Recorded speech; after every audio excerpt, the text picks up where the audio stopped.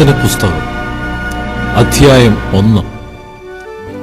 സൂഫിനെതിരെ പാരാനും തോഫലിനും ലാബാനും ഹസേരോത്തിനും ദീസഹാബിനും നടുവിൽ യോർദാനക്കരെ മരുഭൂമിയിൽ അരാബയിൽ വെച്ച് മോശെ എല്ലാ ഇസ്രായേലിനോടും പറഞ്ഞ വചനങ്ങൾ.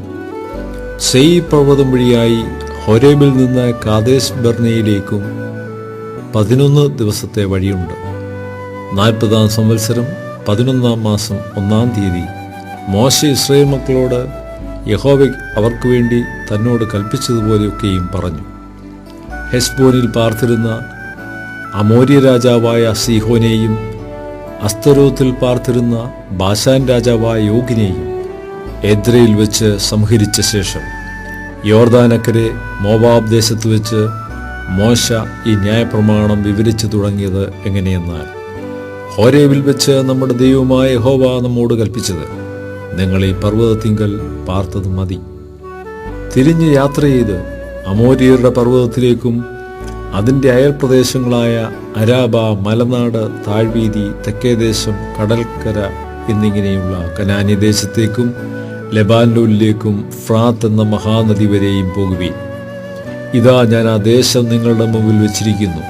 നിങ്ങൾ കടന്ന് യഹോവ നിങ്ങളുടെ പിതാക്കന്മാരായ അബ്രഹാമിനും ഇസ്ഹാക്കിനും യാക്കോബിനും അവരുടെ സന്തതിക്കും കൊടുക്കുമെന്ന് അവരോട് സത്യം ചെയ്ത ദേശത്തെ കൈവശമാക്കുകയും. അക്കാലത്ത് ഞാൻ നിങ്ങളോട് പറഞ്ഞത്, എനിക്ക് ഏകനായി നിങ്ങളെ വഹിപ്പാൻ കഴിയുകയില്ല. നിങ്ങളുടെ ദൈവമായ യഹോവ നിങ്ങളെ വർദ്ധിപ്പിച്ചിരിക്കുന്നു. ഇതാ, നിങ്ങളിന്ന് പെരുപ്പത്തിൽ ആകാശത്തിലെ നക്ഷത്രങ്ങളെപ്പോലെ ഇരിക്കുന്നു. നിങ്ങളുടെ പിതാക്കന്മാരുടെ ദൈവമായ യഹോവ നിങ്ങളെ ഇപ്പോഴുള്ളതിനേക്കാൾ ഇനിയും 1000 ഇരട്ടിയാക്കി താൻ നിങ്ങളോട് അരുളി ചെയ്തതുപോലെ അനുഗ്രഹിക്കുമാറാകട്ടെ. ഞാൻ ഏകനായി നിങ്ങളുടെ ഭാരവും നിങ്ങളുടെ ചുമടും നിങ്ങളുടെ വ്യവഹാരങ്ങളും വഹിക്കുന്നത് എങ്ങനെ? അതത് ഗോത്രത്തിൽ നിന്ന് ജ്ഞാനവും വിവേകവും പ്രസിദ്ധിയുമുള്ള പുരുഷന്മാരെ തിരഞ്ഞെടുപ്പീൻ. അവരെ ഞാൻ നിങ്ങൾക്ക് തലവന്മാരാക്കും. അതിന് നിങ്ങൾ എന്നോട്, നീ പറഞ്ഞ കാര്യം നല്ലതെന്ന് ഉത്തരം പറഞ്ഞു. ആകയാൽ ഞാൻ നിങ്ങളുടെ ഗോത്രത്തലവന്മാരായി ജ്ഞാനവും പ്രസിദ്ധിയുമുള്ള പുരുഷന്മാരെ 1000 പേർക്ക് അധിപന്മാർ, 100 പേർക്ക് അധിപന്മാർ, 50 പേർക്ക് അധിപന്മാർ, 10 പേർക്ക് അധിപന്മാർ, ഇങ്ങനെ നിങ്ങൾക്ക് തലവന്മാരും ഗോത്രപ്രമാണികളുമായി നിയമിച്ചു. അന്ന് ഞാൻ നിങ്ങളുടെ ന്യായാധിപന്മാരോട് ആജ്ഞാപിച്ചത്, നിങ്ങളുടെ സഹോദരന്മാർക്ക് തമ്മിലുള്ള കാര്യങ്ങളെ കേട്ട് ആർക്കെങ്കിലും സഹോദരനോടോ പരദേശിയോടോ വല്ല കാര്യവും ഉണ്ടായാൽ അത് നീതിയോടെ വിധിപ്പീൻ. ന്യായവിസ്താരത്തിൽ മുഖം നോക്കാതെ ചെറിയവന്റെ കാര്യവും വലിയവന്റെ കാര്യവും ഒരുപോലെ കേൾക്കണം. മനുഷ്യനെ ഭയപ്പെടരുത്. ന്യായവിധി ദൈവത്തിനുള്ളതല്ലോ. നിങ്ങൾക്ക് അധികം പ്രയാസമുള്ള കാര്യം എൻ്റെ അടുക്കൽ കൊണ്ടുവരുവീൻ, അത് ഞാൻ തീർക്കും. അങ്ങനെ നിങ്ങൾ ചെയ്യേണ്ടുന്ന കാര്യങ്ങളൊക്കെയും ഞാൻ അക്കാലത്ത് നിങ്ങളോട് കൽപ്പിച്ചുവല്ലോ. പിന്നെ നമ്മുടെ ദൈവമായ യഹോവ നമ്മോട് കൽപ്പിച്ചതുപോലെ നാം ഹോരേബിൽ നിന്ന് പുറപ്പെട്ട ശേഷം നിങ്ങൾ കണ്ട ഭയങ്കരമായ മഹാമരുഭൂമിയിൽ കൂടി നാം അമോര്യരുടെ മലനാട്ടിലേക്കുള്ള വഴിയായി സഞ്ചരിച്ച് കാദേശ് ബർന്നയിലെത്തി. അപ്പോൾ ഞാൻ നിങ്ങളോട്, നമ്മുടെ ദൈവമായ യഹോവ നമുക്ക് തരുന്ന അമോര്യരുടെ മലനാട് വരെ നിങ്ങൾ എത്തിയിരിക്കുന്നുവല്ലോ.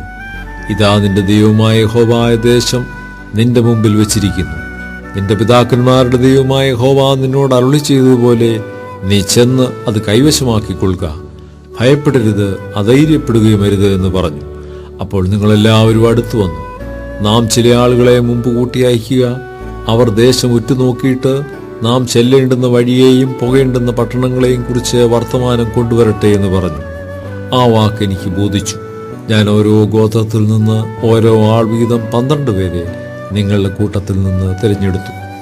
അവർ പുറപ്പെട്ട് പർവ്വതത്തിൽ കയറി എസ്കോൽ താഴ്വരയോളം ചെന്ന് ദേശം ഉറ്റുനോക്കി. ദേശത്തിലെ ഫലവും ചിലത് അവർ കൈവശമാക്കിക്കൊണ്ട് നമ്മുടെ അടുക്കൽ വന്ന് വർത്തമാനമെല്ലാം അറിയിച്ചു. നമ്മളുടെ ദൈവമായ യഹോവ നമുക്ക് തരുന്ന ദേശം നല്ലത് എന്ന് പറഞ്ഞു. എന്നാൽ കയറിപ്പോകാൻ നിങ്ങൾക്ക് മനസ്സില്ലാതെ നിങ്ങളുടെ ദൈവമായ യഹോവയുടെ കൽപ്പന നിങ്ങൾ മറുത്തു. യഹോവ നമ്മെ പകയ്ക്കയാൽ നമ്മെ നശിപ്പിപ്പാൻ തക്കവണ്ണം അമോര്യരുടെ കയ്യിൽ ഏൽപ്പിക്കേണ്ടതിന് മിസ്രയീം ദേശത്ത് നിന്ന് കൊണ്ടുവന്നിരിക്കുന്നു. എവിടേക്കാകുന്നു നാം കയറിപ്പോകുന്നത്? ജനങ്ങൾ നമ്മേക്കാൾ വലിയവരും ദീർഘകായന്മാരും പട്ടണങ്ങൾ വലിയവയും ആകാശത്തോളം എത്തുന്ന മതിലുള്ളവയുമാകുന്നു. ഞങ്ങൾ അവിടെ അനാക്യരെയും കണ്ടു എന്ന് പറഞ്ഞ് നമ്മുടെ സഹോദരന്മാർ നമ്മുടെ ഹൃദയം ഉരുക്കിയിരിക്കുന്നു എന്നിങ്ങനെ നിങ്ങൾ നിങ്ങളുടെ കൂടാരങ്ങളിൽ വെച്ച് പിറുപിറുത്ത് പറഞ്ഞു.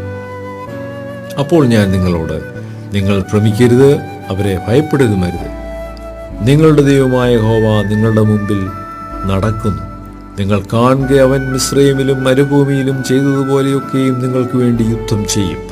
ഒരു മനുഷ്യൻ തന്റെ മകനെ വഹിക്കുന്നത് പോലെ നിങ്ങൾ ഈ സ്ഥലത്തെത്തുവോളം നടന്ന എല്ലാ വഴിയിലും നിങ്ങളുടെ ദൈവമായ യഹോവ നിങ്ങളെ വഹിച്ചു എന്ന് നിങ്ങൾ കണ്ടുവല്ലോ എന്ന് പറഞ്ഞു. ഇതെല്ലാമായിട്ടും പാളയമിറങ്ങേണ്ടതിന് നിങ്ങൾക്ക് സ്ഥലം അന്വേഷിപ്പാനും നിങ്ങൾ പോകേണ്ടുന്ന വഴി നിങ്ങൾക്ക് കാണിച്ചു തരുവാനും രാത്രി അഗ്നിയിലും പകൽ മേഘത്തിലും നിങ്ങൾക്ക് മുമ്പായി നടന്ന നിങ്ങളുടെ ദൈവമായ യഹോവയെ നിങ്ങൾ വിശ്വസിച്ചില്ല. ആകയാൽ യഹോവ നിങ്ങളുടെ വാക്ക് കേട്ട് കോപിച്ചു.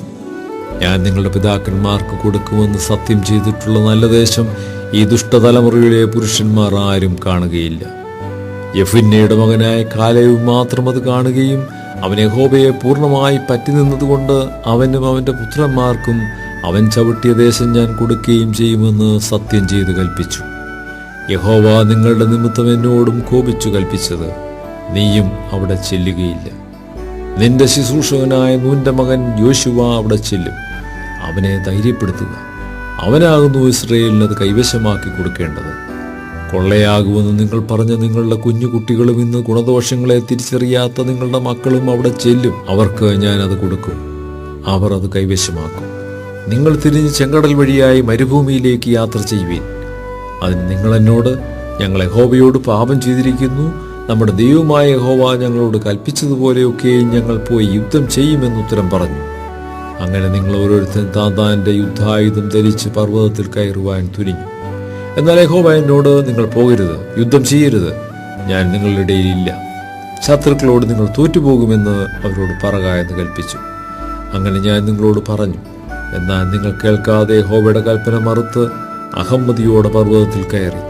ആ പർവ്വതത്തിൽ കുടിയിരുന്ന അമോര്യർ നിങ്ങളുടെ നേരെ പുറപ്പെട്ടു വന്നു.